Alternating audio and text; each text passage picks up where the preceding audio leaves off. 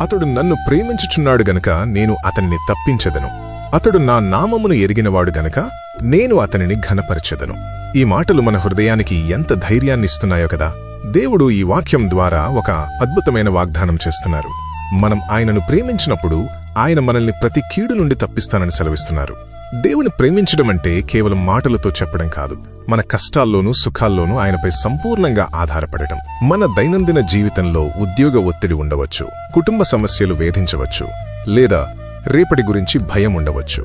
కాని ఎప్పుడైతే మీరు ఆయన నామాన్ని నమ్మి ఆయనను మీ ఆశ్రయంగా చేసుకుంటారో అప్పుడు దేవుడు మిమ్మల్ని రక్షించడమే కాకుండా మిమ్మల్ని ఘనపరుస్తారు. లోకం మనల్ని తక్కువ చేసి చూడవచ్చు, కాని సృష్టికర్త అయిన దేవుడు మనల్ని తలగా ఉంచుతానని సెలవిస్తున్నారు.